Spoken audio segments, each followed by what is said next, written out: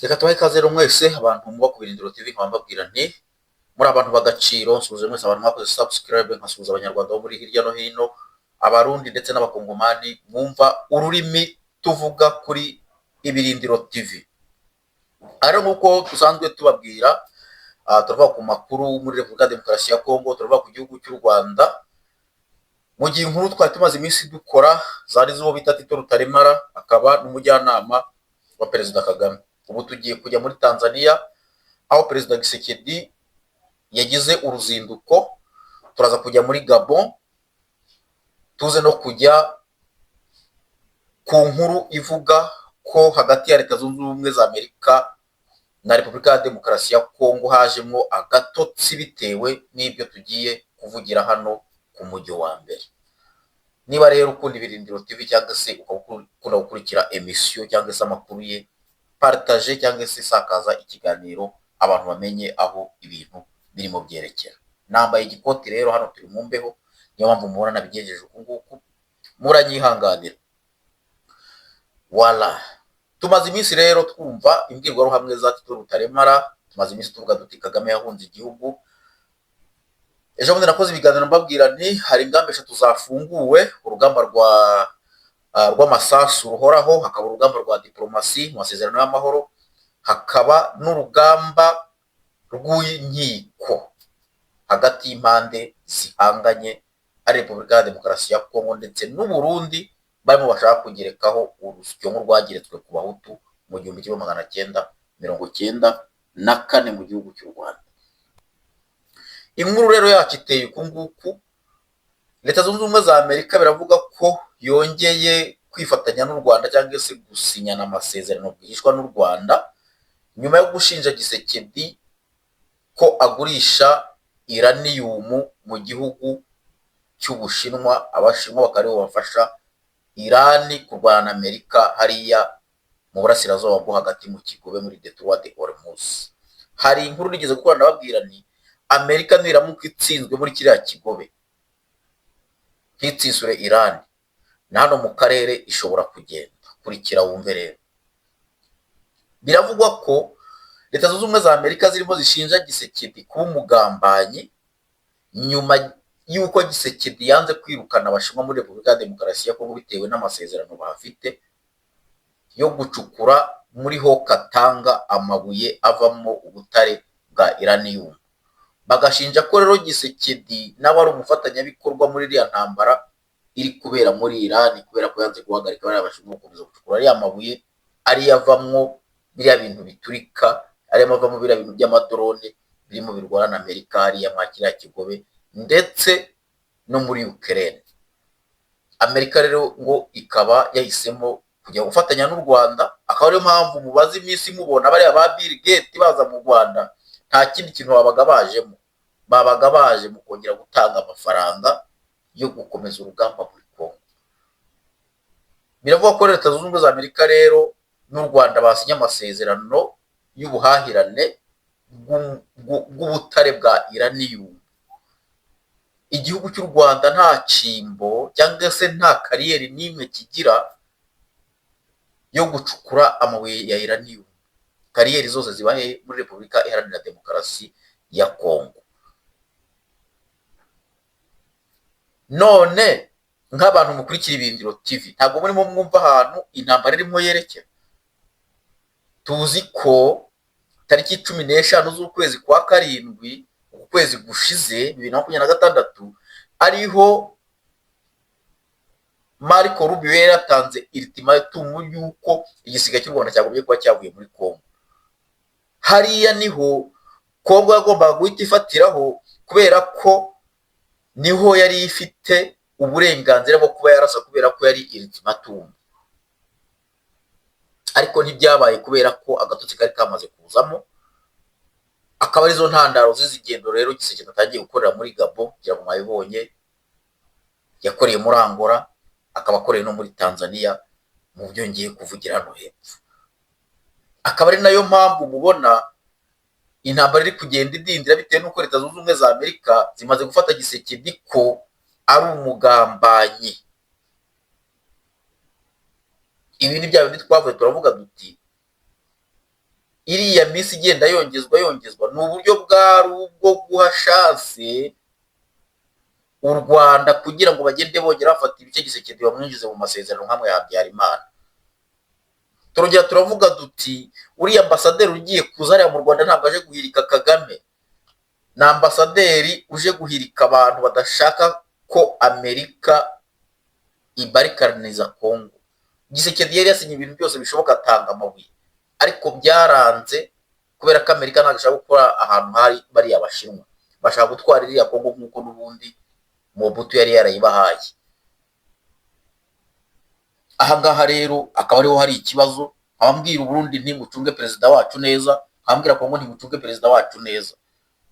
Amerika rero nyuma yo kubona ko biriya bintu binaniranye, badashobora gukura igisirikare cyabo cya M23 muri Kongo ngo bazakijyane no mu bihano cyangwa se ngo bazayijyane mu nkiko, birangiye ishinjije Gisekedi ubugambanyi kubera ko yanze kwica amasezerano Abashinwa bari bafitanye n'igihugu cye yo gucukura muri ho Katanga amabuye ajyanye n'ibijyanye na uranium.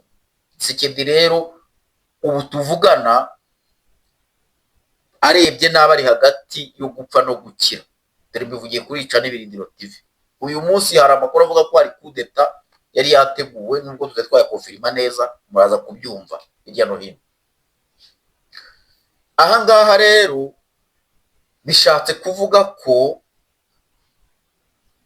niba Gisekedi yagize ibyo yanga gukora abwirijwe na Leta Zunze Ubumwe za Amerika, deja mushobora kujya kubona akabona Kongo ihinduye umufatanyabikorwa. Uti gute? Tuzi ko Uburundi umufatanyabikorwa wabwo wa mbere ni Umurusiya. Tuzi ko Tanzania umufatanyabikorwa wa Tanzania wa mbere ni Umushinwa ndetse n'Umurusiya. Ahangaha rero dufite igihugu cya Gabon nacyo bivugwa ko Abafaransa bariyo ndetse n'Abashinwa bakaba bafite uruhare runini mu bijyanye n'ubucuruzi burimo bubera hariya. Gisekedi barimo baramushinja kugurisha uranium igaca mu gihugu cya Angola, ndetse na Joao Lourenço akaba abizi ibyo bintu. Akaba ariyo mpamvu bavuga baturiya murongo wa Lobito tidishobora kuwukoresha kuko watagiye gukoreshwa kera n'Abashinwa. Amerika ntiyabimenye, ikaba yabaye bifu hagati ya Kongo na Leta Zunze Ubumwe za Amerika. Akaba niyo mpamvu mubona iyi ntambara icecetse. Abantu bamwe barimo babivuga, barimo barakubwira ko ngo Amerika dushishije izaza igaterura Kagame ikamutwara. No kubeshya, ce sont des mensonges. Kongo igomba guhindura umufatanyabikorwa bitewe n'ibintu ngiye kuvugira ahangaha.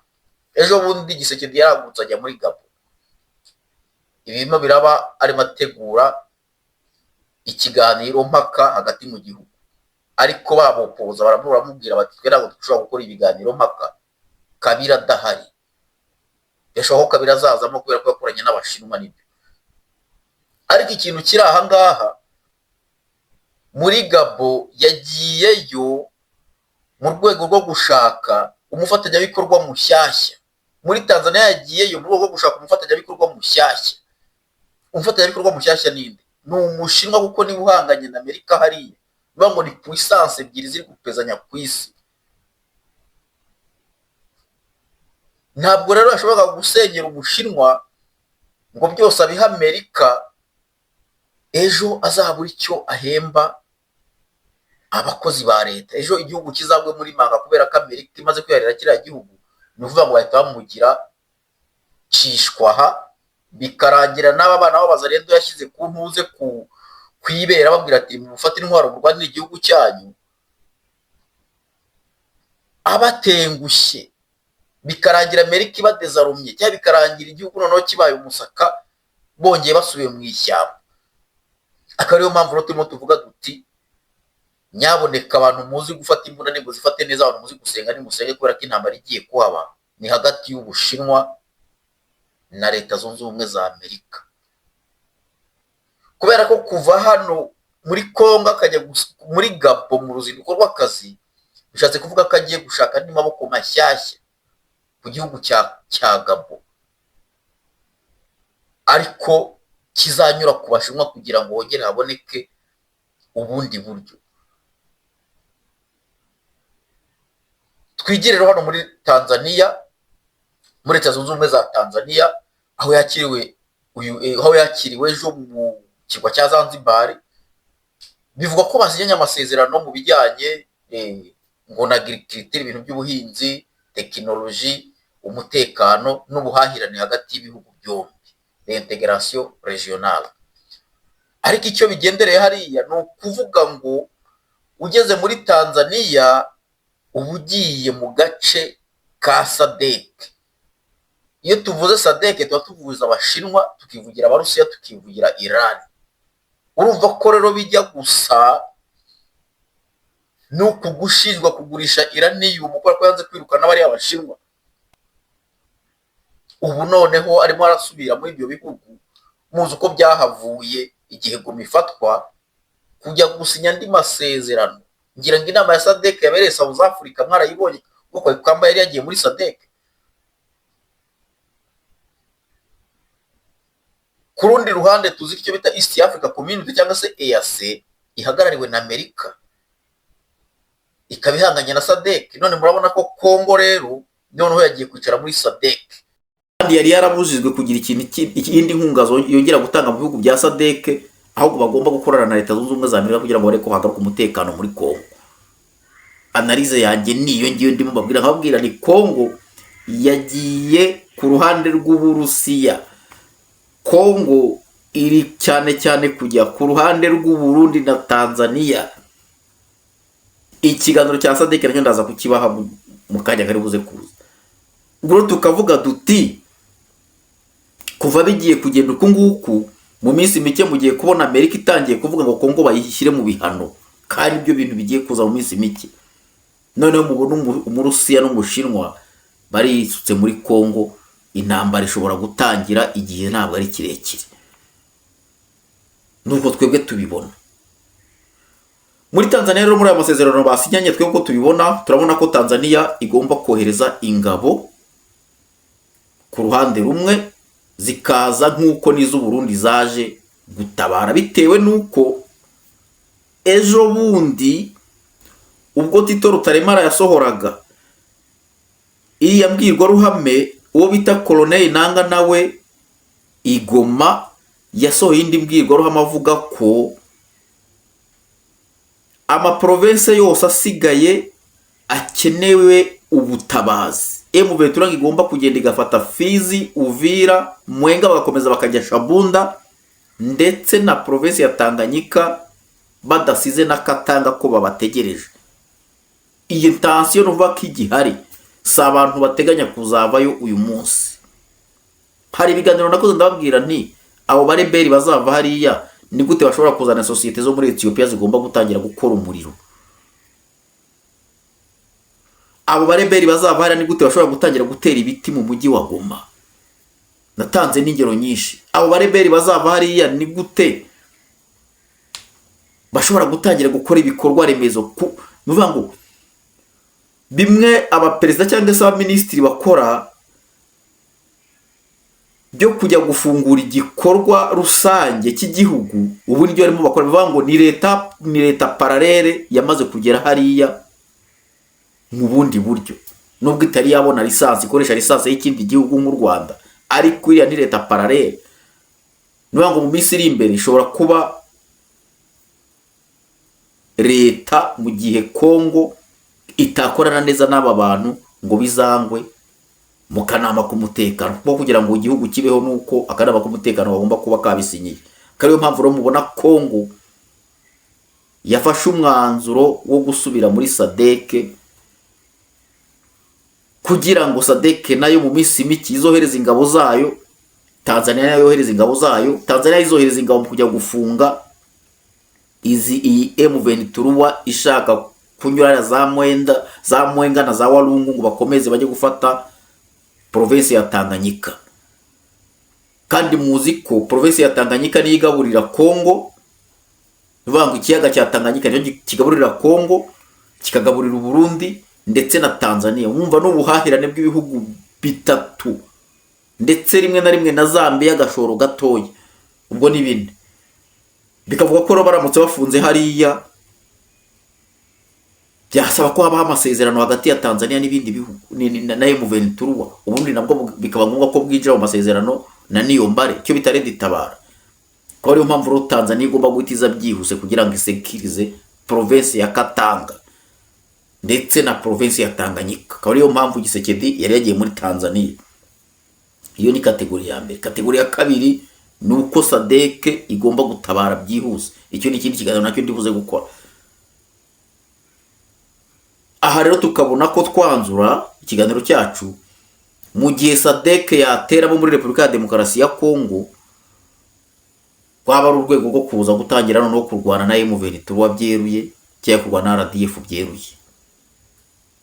Kuri aya masezerano rero Amerika yasinyanye n'u Rwanda y'ibijyanye na buriya butare buvamo nucleaire, urumva ko nabo bahita bagactive icyo bita EAC, East Africa Community.